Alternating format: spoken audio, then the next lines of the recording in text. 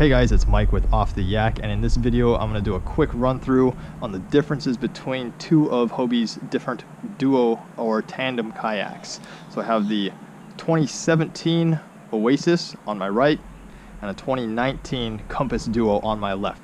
Now the Compass Duo is about $1,000 cheaper than the Oasis, and I'll show you why in this video. Now there are actually some benefits to the Compass Duo over the Oasis, despite the fact that it is significantly cheaper. But there's ups and downs to both, so it's really up to you to just decide what matters most to you and go from there. So let's get right to it and just kind of quickly go over the differences between the two. So starting from the front, moving back here, the Oasis has a compartment up front to put gear in. Comes with a couple of bungees. You just open that right up and you can put some gear in there, whereas the Compass Duo does not. It does have this bungee. You can maybe shove a dry bag under here and it'd be pretty snug. You do have the option of cutting this out and putting a circular hatch like that up here, but I'm personally not a big fan of that idea. It's a little more watertight this way, so I might actually keep it this way on mine.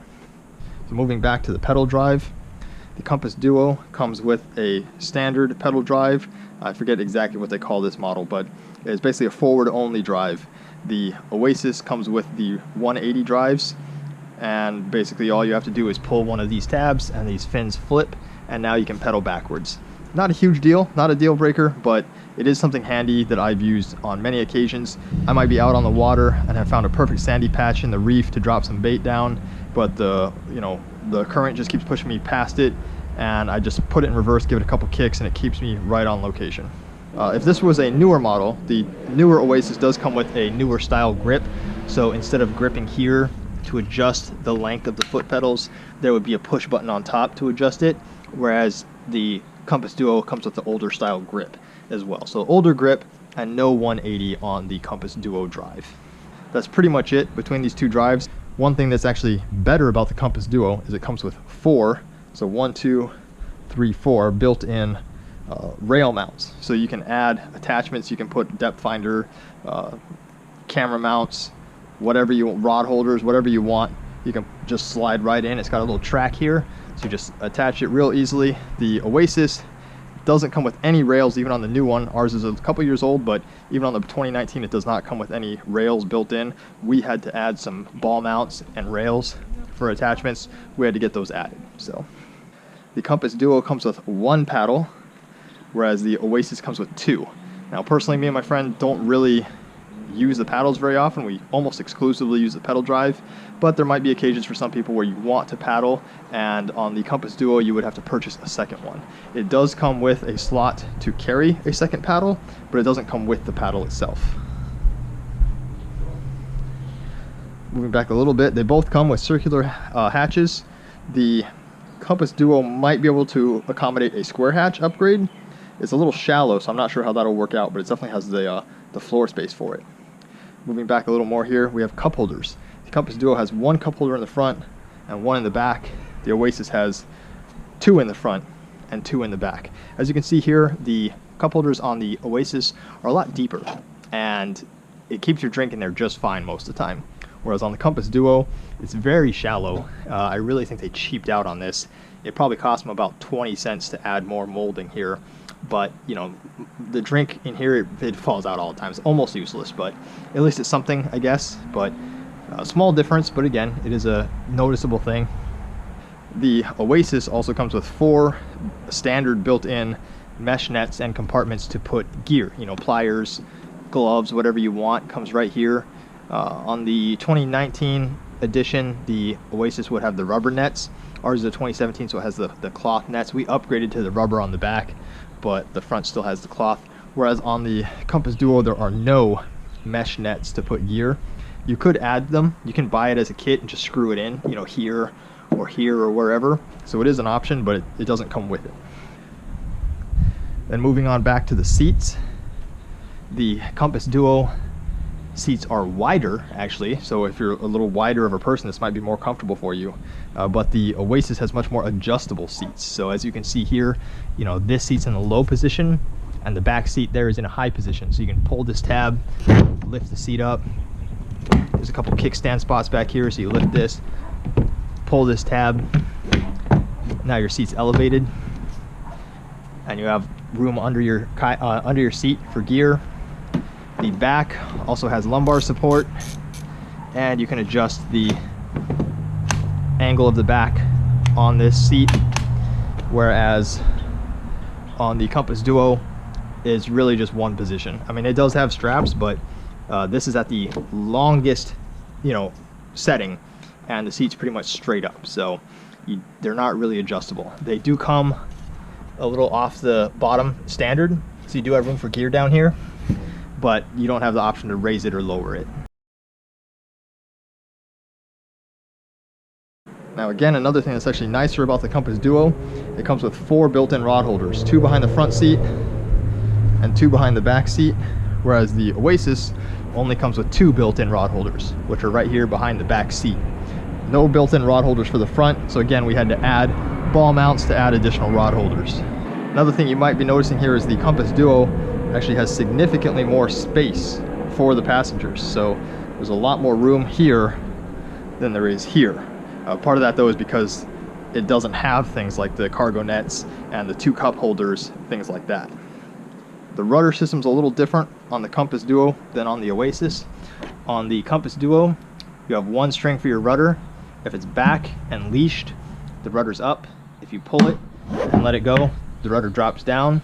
Then you bring the rudder back up, pull it, and lock it, and the rudder's back up. On the Oasis, you have 2 different pull cables. 1 for down, 1 for up. So you would pull the down cable and then leash it on this little knob here to keep it from popping back up. Then when you're beaching, you would let that go and then pull the rudder back up. Personally, I prefer the system on the Oasis, but that's just me. It's all a matter of preference. They both work just fine. They're both very easy to use. Once again, the back here has just 1 shallow cup holder, whereas the Oasis has 2. Next up, we have the carrying handles. Other than the front and back, the Compass Duo just has these 2 carrying handles right here, 2 in the back, none in the front. So it'd be a little awkward, I guess. You could do it, but 1 person on each side could lift here. These feel very cheap to me. This is something that I really think they cheaped out on, is you have these plastic cutouts that go into a hole in the kayak basically, and I'm not sure if it's glued in there or what. It feels like it's loose, and like if I squeeze it, it wiggles around, and there's like a foam insert here, and I'm not sure if that is what's keeping it watertight or not, but it definitely feels pretty flimsy to me. And the handles on the Oasis are far better. The Oasis has 4 heavy duty, very sturdy handles with comfortable foam grips and cutouts for your hands, 2 on each side, 2 front and 2 back, and these make it just a breeze to move or load. If Nolan and I are loading this on top of a vehicle, it just makes it super easy. You can just stand here, grab each handle, and just lift it right up. Whereas with this, it would be a little awkward trying to do that just because there aren't 4 handles for you guys. And where it's located, it's a lot harder to grab. You can't get as good of a grip. You can't get your whole hand around it. All you can do is kind of get your fingers in there a little bit. So nowhere near as good at carrying handles on the Compass Duo as on the Oasis. The steering is also a little different. On the Compass Duo, only the person in the back has rudder control, which is going to be right here. So you just turn it left for left, right for right. The person in the front is just along for the ride. A nice thing about the Oasis is that both front and back have rudder control. So that's the rudder control here and there. So if the person in the back is fighting a fish, the person in the front can play captain and control the direction. Whereas on the Compass Duo, if the person in the back is fighting a fish, they have to play captain and fight the fish. Now as far as storage, Compass Duo has the Oasis beat, at least as far as rear storage. The storage space in the Oasis is pretty small. We do have a small Hobie bag, a cooler bag that we put back here.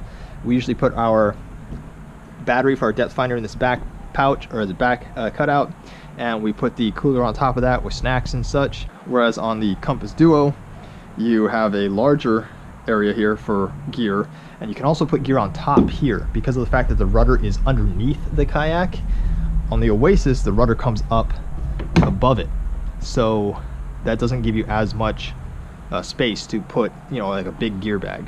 Whereas on the Compass Duo, you could have a pretty big gear cooler bag, you know, hanging off the back even, and it wouldn't get in the way. You do also have a lot of space here to put, you know, flag or light attachments. Whereas on the Oasis, your space is pretty limited. We did put an attachment right here to put a flag, but that's really the only spot it would have gone. The Oasis does come with a better rudder. This rudder, I believe it's a sailing rudder, is what they call it, and it's kind of hard to see here because it's under the kayak, but the rudder on the Compass Duo is significantly smaller. And one thing I noticed is that the Compass Duo is a lot more sluggish. It does not handle nearly as well as the Oasis. The Oasis has a lot more speed and agility, but the Compass does have the Oasis beat as far as stability. So maybe if you go out with somebody who isn't the most mindful of how they're balancing themselves, the Compass might be a better fit for you. If you're both experienced and veteran and aware of your surroundings, and you care more about speed and agility, the Oasis might be better for you. Another difference is that the Compass Duo does come Lowrance depth finder ready. It does not have the new Guardian transducer shield on the bottom. It just has the older fixed transducer shield, which also only fits the smaller transducers. I know a lot of the depth finders now are using bigger transducers, so depending on what model you buy, you might have to attach it inside the kayak anyway.